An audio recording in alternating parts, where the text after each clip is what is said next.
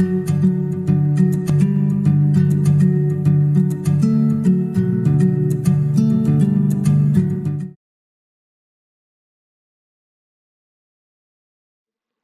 Everyone, welcome to వెల్త్విక్.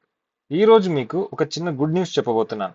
అదేంటంటే నేను technical analysis మీద ఒక సిరీస్ స్టార్ట్ చేయబోతున్నాను. ఈ సిరీస్లో మీకు ప్రైస్ యాక్షన్ అంటే ఏంటి, సపోర్ట్ అండ్ రెసిస్టెన్స్ అంటే ఏంటి, ట్రెండ్స్ అంటే ఏంటి, ఇలా అన్ని కాన్సెప్ట్స్ గురించి క్లియర్గా ఎక్స్ప్లెయిన్ చేస్తాను.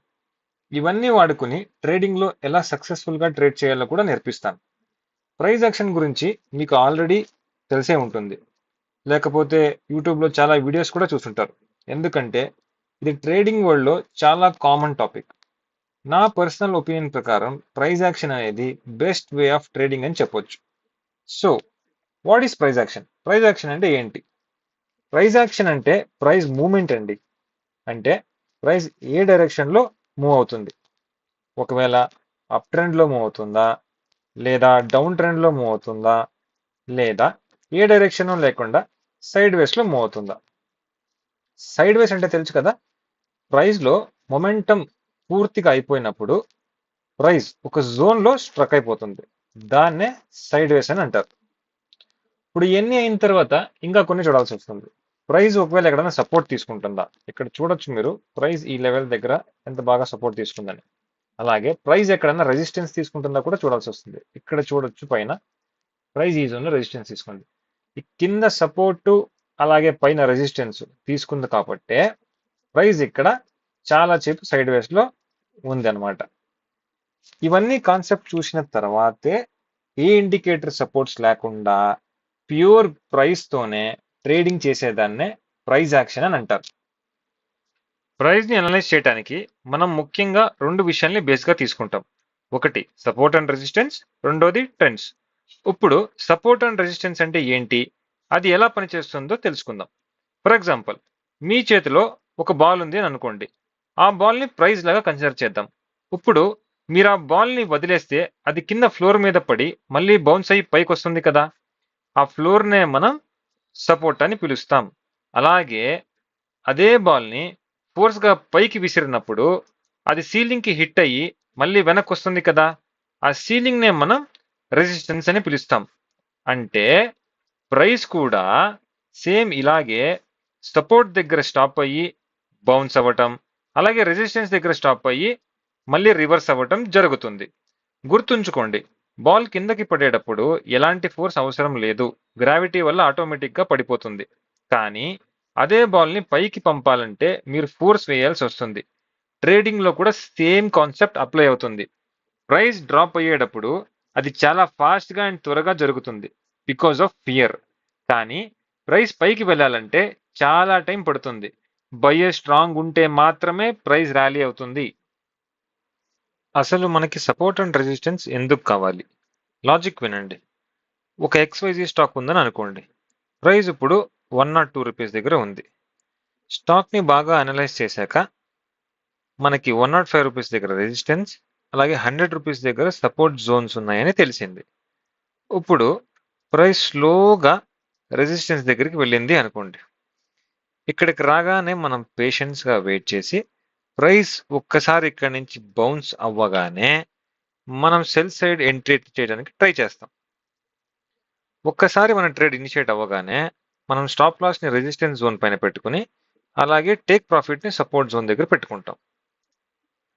నెక్స్ట్ ప్రైస్ మనకి మన టార్గెట్ రీచ్ అవ్వగానే మనం ట్రేడ్ నుంచి ఎగ్జిట్ అయిపోయి నెక్స్ట్ ఇక్కడ సపోర్ట్ జోన్ ఉందని ఆల్రెడీ మనకు తెలుసు కాబట్టి ప్రైస్ మళ్ళీ ఇక్కడ నుంచి బౌన్స్ బ్యాక్ అవ్వగానే మనం బై సైడ్ ట్రేడ్లోకి ఎంట్రీ అవ్వడానికి ట్రై చేస్తాం. ఒక్కసారి మన ట్రేడ్ ఇనిషియేట్ అవ్వగానే మళ్ళీ మనం స్టాప్లో సపోర్ట్ జోన్ కింద పెట్టుకుని మళ్ళీ టేక్ ప్రాఫిట్ని రెసిస్టెన్స్ జోన్ దగ్గర పెట్టుకుంటాం. మళ్ళీ ప్రైస్ కనుక మన టార్గెట్ రీచ్ అయితే ఈ ట్రేడ్ నుంచి కూడా ఎగ్జిట్ అయిపోతాం. ఈ ఎగ్జాంపుల్లో సపోర్ట్ అండ్ రెసిస్టెన్స్ వల్ల మనకి ఏం యూజ్ అయిందో చూద్దాం. నెంబర్ 1, ఎక్కడ ఎంట్రీ తీసుకోవాలో మనకు తెలిసింది. నెంబర్ 2, ఎక్కడ స్టాప్ లాస్ పెట్టుకోవాలో కూడా మనకి నీట్గా తెలిసింది. నెంబర్ 3, ఎక్కడ ట్రేడ్ నుంచి ఎగ్జిట్ అవ్వాలో కూడా మనకు తెలిసింది. నెంబర్ 4, ఎక్కడ రాంగ్ సైడ్ ట్రేడ్ తీసుకోకూడదని కూడా మనకి అర్థమైంది. అంటే రెసిస్టెన్స్ దగ్గరకు ప్రైస్ వచ్చి బౌన్స్ బ్యాక్ అయినప్పుడు ఇక్కడ మనం బై చేయకూడదు. అలాగే సపోర్ట్ దగ్గరకు వచ్చి ప్రైస్ బౌన్స్ బ్యాక్ అయినప్పుడు ఇక్కడ సెల్ చేయకూడదు. సపోర్ట్ అండ్ రెసిస్టెన్స్ ని బాగా అర్థం చేసుకుంటే ట్రేడింగ్ లో డిసిషన్స్ ఈజీగా తీసుకోవచ్చు. సపోజ్ ప్రైస్ డౌన్ ట్రెండ్ లో ఉంది అని అనుకుందాం. ఒక పర్టికులర్ లెవెల్ కి వచ్చిన తర్వాత ప్రైస్ అక్కడ నుంచి రివర్స్ అయింది. తర్వాత మళ్ళీ అదే లెవెల్కి వచ్చి ఇక్కడ ప్రైస్ సపోర్ట్ తీసుకుని మళ్ళీ అక్కడ నుంచి రివర్స్ అయింది. సపోర్ట్ అండ్ రెసిస్టెన్స్ జోన్స్ ని ఐడెంటిఫై చేయడానికి మినిమం 2 పాయింట్స్ కంపల్సరీనండి. సో ఇక్కడ మీరు చూడొచ్చు ప్రైస్ ఈ లెవెల్కి వచ్చి ఇక్కడ నుంచి రివర్స్ అయిందనమాట. సపోర్ట్ ని డ్రా చేయాలంటే ప్రైస్ డౌన్ ట్రెండ్ లో ఉన్నప్పుడు ఎక్కడెక్కడి నుంచి రివర్స్ అవుతుందో ఆ లెవెల్స్ ని మనం మార్క్ చేసుకోవాలి. సో ఒకటి ప్రైస్ ఇక్కడ నుంచి రివర్స్ అయింది. మళ్ళీ ప్రీవియస్లీ చూడొచ్చు ప్రైస్ ఇక్కడ నుంచి కూడా రివర్స్ అయింది. కానీ ప్రైస్ మళ్ళీ ఈ లెవెల్కి వచ్చినప్పుడు ఇక్కడ రియాక్షన్ ఇవ్వకుండా డైరెక్ట్గా కిందకి వెళ్ళిపోయింది. సో దానివల్ల ఈ లెవెల్ మనకి ఇంపార్టెంట్ కాదు. సో అలాంటప్పుడు దాన్ని డిలీట్ చేసేద్దాం. నెక్స్ట్ ఈ లెవెల్ మార్క్ చేసుకున్నాం కాబట్టి మళ్ళీ ప్రైస్ ఈ లెవెల్కి వచ్చినప్పుడు ఏమైనా రియాక్షన్ ఇచ్చిందో చూద్దాం. ఇక్కడ చూడొచ్చు మీరు సెకండ్ టైం మళ్ళీ అదే లెవెల్కి వచ్చినప్పుడు ప్రైస్ మళ్ళీ బౌన్స్ బ్యాక్ అయింది. సో ఆన్ దిస్ బేసిస్ మనం point number 1 and point number 2 దొరికినాయి కాబట్టి ఇక్కడ మనం సపోర్ట్ జోన్ అయితే మార్క్ చేసుకోవచ్చు.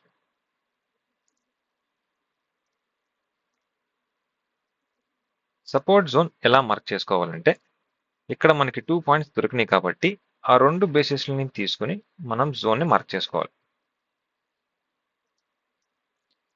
So point number 1 and point number 2 ఈ రెండిట్లో ఏదైతే లోయెస్ట్ విక్ ఉంటుందో ఇక్కడ చూడొచ్చు రెడ్ కలర్ది మనకి లోయెస్ట్ ఉంది. సో దానికి మనం అడ్జస్ట్ చేసుకోవాలి ఇక్కడ.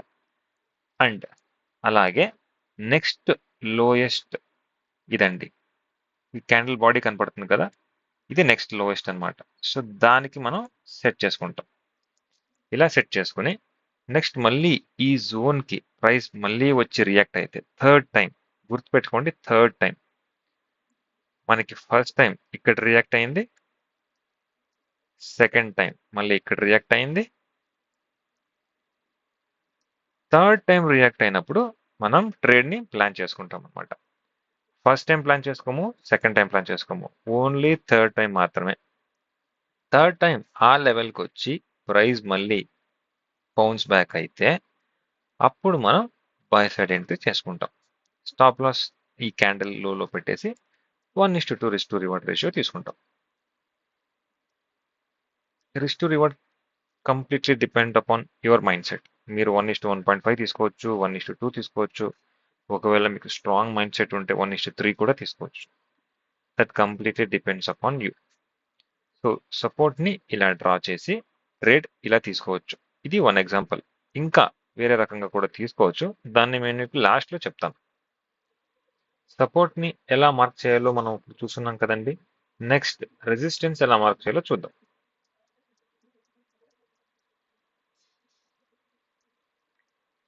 ఇక్కడ చూడండి ప్రైస్ సైడ్ వేస్లో ఇక్కడ ఉంది, కానీ ఈ లెవెల్కి వచ్చిన తర్వాత సడన్గా డౌన్ వచ్చింది, మళ్ళీ అదే లెవెల్కి వచ్చి మళ్ళీ డ్రాప్ అయింది. సో మనం ఇక్కడ ఏం చేయొచ్చు అంటే ఇక్కడ 2 పాయింట్స్ మనకు దొరికినాయి కాబట్టి 1 and 2 మార్క్ చేస్తాను చూడండి. 1 and 2. So support and resistance draw చేయడానికి 2 పాయింట్స్ కంపల్సరీ. సో ఇక్కడ మనకి 2 పాయింట్స్ దొరికినాయి కాబట్టి వాటి బేసిస్ మీద మనం జోన్ మార్క్ చేసుకున్నాం.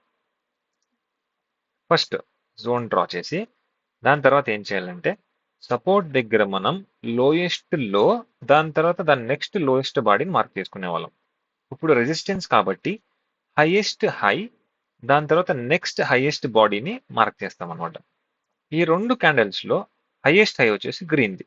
సో ఇక్కడ మీరు చూడొచ్చు పైన ఇక్కడ హై చూపిస్తుంది కదా, ఈ క్యాండిల్ హై ఎంత ఉంది 24,889.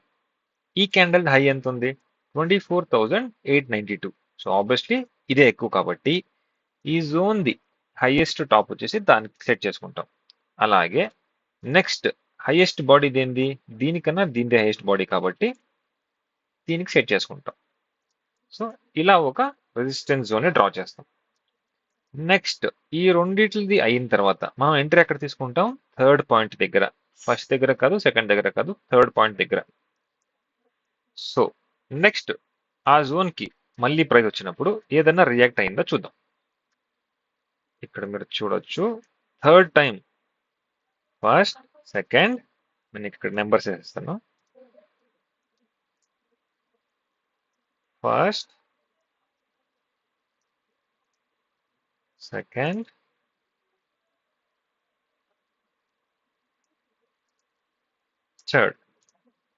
థర్డ్ టైం ప్రైస్ ఇక్కడికి వచ్చినప్పుడు మళ్ళీ రియాక్ట్ అయ్యింది. సో ఎలాగైతే మనకి 2 పాయింట్స్ దొరికినప్పుడు హైయెస్ట్ హై టు హైయెస్ట్ బాడీకి సెట్ చేసుకుంటామో జోన్ని, థర్డ్ పాయింట్ దొరికినప్పుడు కూడా according to that price levels మనం జోన్ని అడ్జస్ట్ చేసుకోవాల్సి వస్తుంది. ఇప్పుడు ఈ క్యాండిల్ ఫామ్ అయిన తర్వాత మనకి హైయెస్ట్ అయి చేంజ్ అయింది కాబట్టి నెక్స్ట్ దీన్ని ఇక్కడికి సెట్ చేసుకుంటాం. దాని తర్వాత నెక్స్ట్ హైయెస్ట్ బాడీ ఇంకా ఇదే ఉంది కాబట్టి కింద లెవెల్ని ఏం చేంజ్ చేయం. ఇలా జోన్ అప్డేట్ చేసుకుంటూ ఉండాలి. సో థర్డ్ పాయింట్ దగ్గర క్యాండిల్ ఇక్కడ క్లోజ్ చేసింది కాబట్టి డౌన్ సైడ్ మనం ఇక్కడ ట్రేడ్ ప్లాన్ చేసుకోవచ్చు. ఈ క్యాండిల్ క్లోజ్ అవగానే మనం ఇక్కడ నుంచి ట్రేడ్ ప్లాన్ చేసుకోవచ్చు సెల్ సైడ్కి. సో ఇక్కడ ట్రేడ్ తీసుకుని స్టాప్ లాస్ రెసిస్టెన్స్ పైన పెట్టుకుని 1:2 కనుక తీసుకుని ఉంటే ఈ ట్రేడ్లో మనం లాస్ అయి ఉండేవాళ్ళం.